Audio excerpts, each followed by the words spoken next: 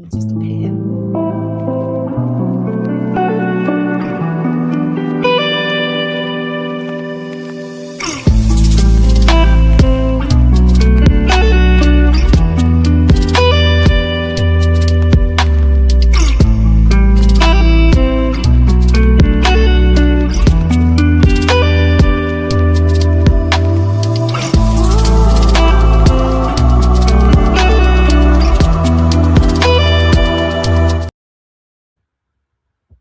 Hi, morning. Just appeared on screen. I was listening to that nice music. I don't know if it shows live the music, but we've got nice music in the background. I'm Zoe McEwen. I am one of Lisa's team. And today I'm going to have a quick chat with Sandra, who has done Race to Recurring Revenue probably several times, but I know you've also done Lisa's signature course, One to Many, so we can have a bit of a chat about that. Hi, Sandra. Thank you for joining us. Oh, great to be here. Thank you. Good. So, like, just rewind. When did you first do Race to Recurring Revenue? Can you remember? I think this is my fourth time, so probably 2020. So you've done it sort of consecutively each year. You just sort of pop back and get a refresher. Yeah. So I accidentally fell upon it the first year and thought, "What is this?" and sort of fell into it, and then thought, "Oh my God, this is going to be life-changing for my business." And I just, and I the reason I come back every year is because I always get a light bulb moment. I always get some clarity, and I always think of, oh, right, okay, that's next on the agenda. So it just sort of refocuses me, I think. Yeah, and the challenge is great for that. But then what happens sometimes is the challenge finishes, and then you don't take action on the things that you thought you would, or the ideas, there were a lot of ideas, and then you don't consolidate to one thing to take one action, which is why I think you need to perhaps go on and do other things to kind of continue that. So where were you at the first time you signed up for Race to Recurring Revenue? What were you doing? Were you working? Had you already started your business?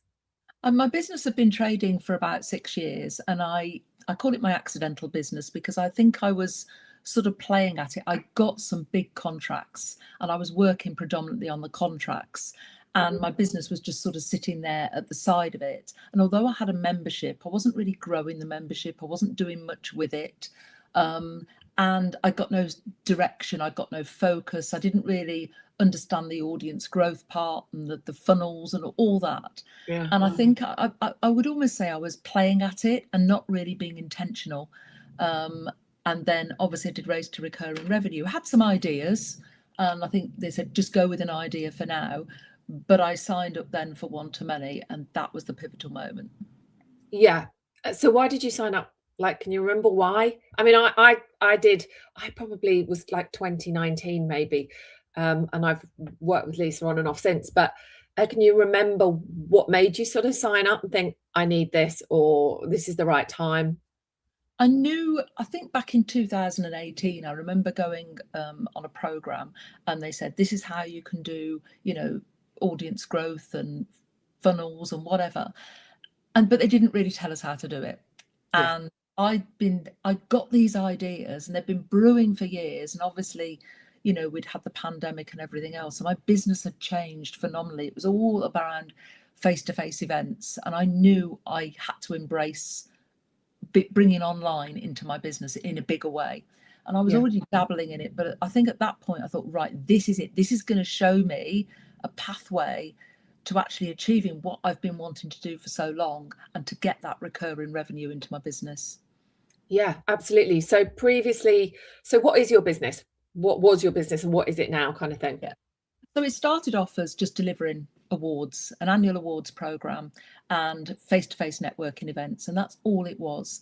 And obviously the pandemic hit and my events fell off the edge of a cliff, and I had to think a bit differently. So I did open a membership, but it was only small, and it wasn't really a recurring revenue model. They paid once, that was it. They came in, it was very low ticket, but I had nothing else for them to buy. And people would come to me and say, well, what else can we do with you? And there was nothing else, because I was still working on these other contracts. So I wasn't really looking to sell anything else and didn't know how to.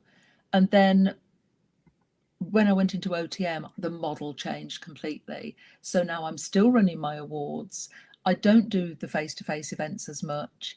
I do a lot of online networking. I've built different levels that people can work with me. And then I have stuff that people can just buy while I'm asleep.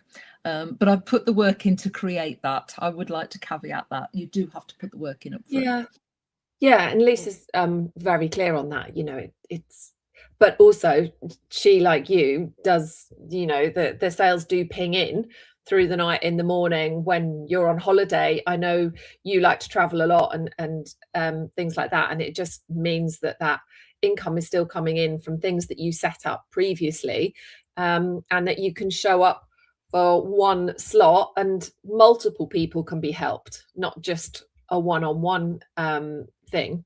Yeah, and So it leads to other things. I think a lot of my people will come in and they'll buy a low ticket item or a pre-recorded something, and then they either want to work one-to-one with me, or they want to attend one of my events, or they just want to do another program or something which has got a little bit more input. But what it's given me is the process and the way to develop the ideas, and I think that was the most valuable element for me. It was the process that you can just rinse and repeat and do it again and again. Of course, you get it for life as well. So if I'm not sure, I can, or I need a refresher, I can dip back into OTM and think, right, I need to watch that module again.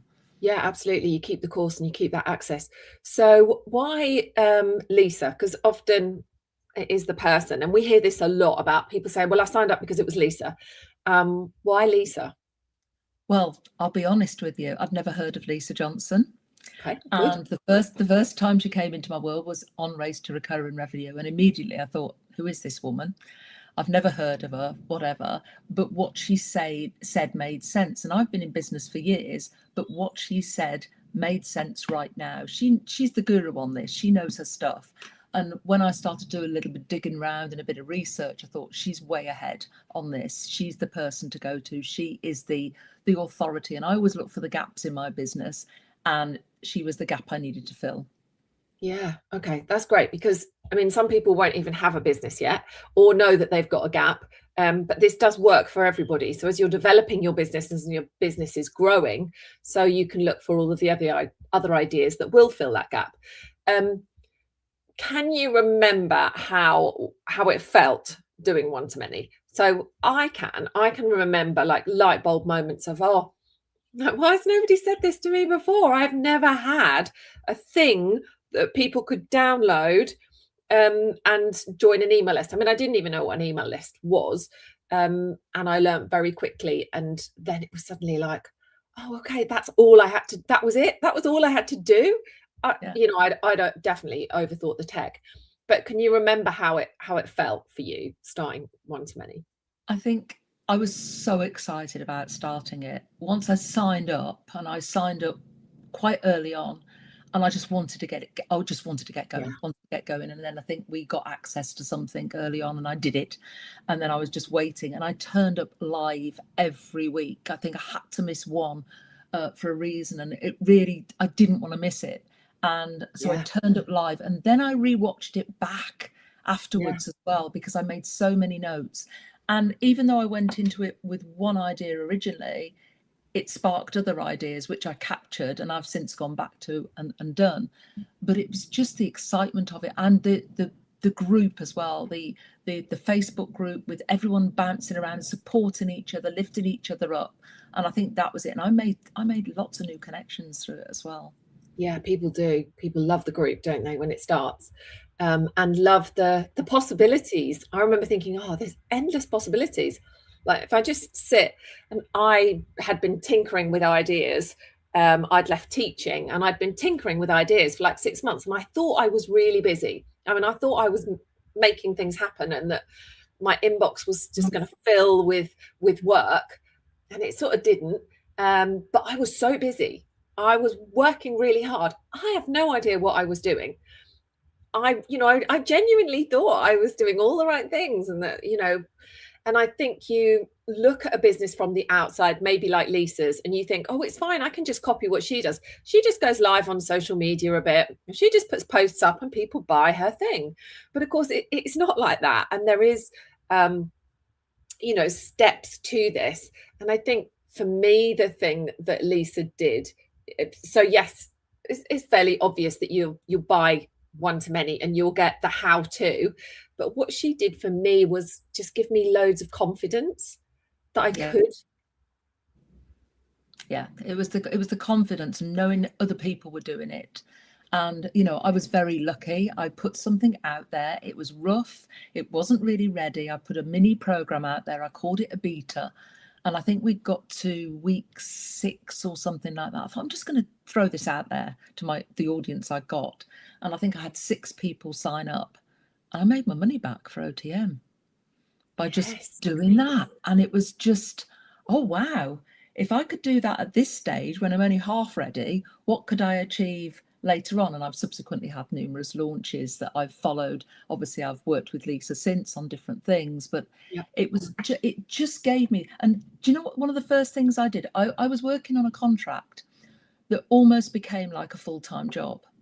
Mm. And I realized I was almost chained to that, which didn't allow me to move forward. So it was almost like rebirthing my business again. And I think in 2024, by the time I'd done OTM and sat back and really reflected, I actually gave up that contract. I served notice on them and Yeah. got rid of all the contracts I was working on and then fully focused on my own business. So it was almost as if I started in business again in late 2024. And that's when OTM really came into play for me. So it was, yeah, I had some instant benefits and rewards from it. But later on, going back and doing it again, and then actually bringing it into my business 100% has really, really changed things and really enabled me to focus as well. Yeah. And, Lisa talks a lot more about impact this time, and being able to genuinely have the confidence to run your own business, knowing that the work will continue to come in because you've got this pattern that you follow. You find the people that need help, you offer to help, and you deliver great results for them. So they keep coming back, and they want more from you, as you said. So Yeah. it's lovely to hear that you were able to. And for a lot of people watching this, they may be in a job that they don't like, that they want to get rid of and set up their own business and move on to something that's their own, that they have. For me, I was a teacher, and I wanted flexibility to work when I wanted to work and go to assemblies and pick the kids up and all of those things. And I couldn't see how it could happen from any other job. And at the time, the money, you've got to balance the time and the money. I was earning quite good money. So how can I possibly, give that up and replace that with something that's running my own business? Surely, that's unsafe, but, financially. But once you start to see it work, and you might have to put in extra hours on top of, which I'm sure you did, on top of the contract you were running, and then you start to see it work, you think, oh, okay, I'm doing it. Yeah. And it's really funny because the contracts were really well paid. And I thought, well, I'll never make that much money myself, so I'll keep the contracts. But when I ditched the contracts, my revenue actually tripled because I created the space to do more of what I was enjoying. And I say, do more of what you love and you will never work another day in your life. But I've managed to no longer work Fridays. I go abroad a lot, and I know that everything works in the background because I've learned how to. I know now, I plan my whole year out, and I've got that sort of knowledge in the background of how to do that and the confidence now to do it, because once you've done it once and you've launched something, not every launch is magical. That first one, that beta launch, was messy. It wasn't perfect. I just decided to do it, and I ran it for 6 weeks, this course. And yes, I've done it so much better. I didn't launch it properly, which I've subsequently learned from Lisa. But now I do know how to launch properly and launch these things. Once you've done that and you've gone through the process, it just rinse and repeat. You learn the strategies, you learn the tools, and then you can apply it to anything. Yeah, and it's not, Lisa will say it's not a secret. What she does is not something secret or separate than everybody else. It's just the way she teaches you how to run your business online, is just a great method with fabulous results. I've never asked before. Can I ask you what your MBE was for? I know I'm diverting off, but was it for business? It was for my services to women in business. I was awarded it in January 2020, New Year's Honours List. So just before the pandemic. So I'd done a lot of work with women in business, and yeah, I was awarded And it you for that. still do now, so you're known for your awards. Yeah, for Yeah, and predominantly. could you ever have, like, imagined what you could build this into, and how, how well known you could be for your awards? Well, I used to hide the MBE. I never used to talk about it. And somebody said to me, that is credibility. It's a piece that you need to be talking about. And when Lisa taught us audience growth on OTM, and I really started to think about it, I thought, I've got to embrace this. Yeah. I should be proud of it. I should be talking about it more. And, the audience growth aspect of it, now I understand that, which I didn't before. I was very visible before, but hadn't got any Mm. procedures or processes behind it. Now I've got the processes there. I'm constantly filling up the top of my audience and meeting new people all the time, because you need new people into your world so that they can see what you've got and what you can sell. So Yeah. but yeah, the MBE has helped with that. Yeah. Yeah, no, I think great. I mean, you've done it. You've worked hard. You've earned your position, earned that. You should absolutely have it on there. I love it. And we'll finish soon, but I see lots of you with your grandchildren and things like that. So the impact, you've got a business, and the finances are flowing now for you, and you've got your MBE, but the impact of running an online business has been wider for you in the Yeah. time. For me, I mean, obviously, I've made no secret. I want to get a little house in Italy. I want to be able to take time out. I want to, go and watch my grandson play football on a Saturday. Yesterday, I was at a concert watching my granddaughter perform in a dance show. I was working weekends before Mm. all the time. I just seem to be working 24/7. I've drawn the boundaries this year, or last year, and made it so that I do have more time, because I've got the things built in the background now. Yeah. I know that it works without me, so I don't have to Mm. be on all the time. And I've also built a team around me, which has helped. But it's yeah. I now the holidays go in the diary first. Time with my grandchildren goes in the diary next. It's all there. The family, the holidays, the time for me, the self-care goes in first, and the Yeah. business works around that. And it's taken time to get there. I'm not going to say it was overnight. I've put work in and boundaries in to make that happen. Yeah, of course. You've had this, yeah, 4-year journey, but if you don't start, like, where do you get Yeah, to? yeah. Your family must be so proud. Do they ever say anything? Do they ever say, or do they say you're different now than when you were working contracts, or? I think my oldest son realizes that I can be around the grandchildren more. We bought season tickets for the football, and I go on a Saturday to watch the football, and we can do more things, and I'm more available to babysit. That's the other thing. Yeah, but they love it. Yeah, they don't. I mean, my one son's in teaching, so he doesn't really get it. And I think that's the other thing to remember. When you go into OTM, people say, "What are you doing that for? What is it?" They don't really understand. And you just say, doesn't matter. Whatever I'm putting on my socials, just ignore it. That's just my job. Oh, yeah. So that was really something, because my son kept commenting on things, saying, "What's this? And what are you doing that?" And I just said, just ignore it. You go do your job, I'll do mine. So that was the other thing. The sort of slightly around the impact is, I would suggest to people, ignore what your family say, because they won't understand it. But I see more of my friends. We go away on holidays and things like that. So yeah. Yeah. Oh, good for you. Good for you, Sandra. You've made it happen. Well done. Thank you so much. It's been lovely to chat to you this morning and find out more about what you're doing and how this has all worked for you and what you've created, because you have created this. Yes, Lisa gives you the tools to do it, but you have to do it. You have to get on with it and decide. You have to put it into action. It won't happen for you just because you think you've got the tools. You have to actually take action. Yeah. I watched the module, I rewatched it, and then I implemented something straight away. And I think I didn't leave it and say, I'll come back to that later. I implemented something every week. Yeah. No, that's really good of you, because I was a bit slower, because I was a bit like a perfectionist. Like, I need to get this bit right or I can't move on. Actually, once I started to actually listen to what Lisa was saying, and sort of think, okay, there is another way to do this. I can, you know, try that. And then you try it and you think, oh, that worked. I'll do it again. Yeah. Yeah. Yeah.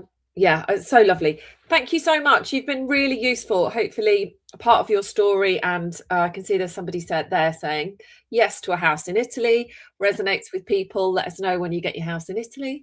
Thank you so much. Thanks for your time, Sandra. And if that's been useful, or if you've got any questions, please do just put them in the chat and me and Sandra will come back to you. Thanks, Okay. Sandra. You're welcome. Bye.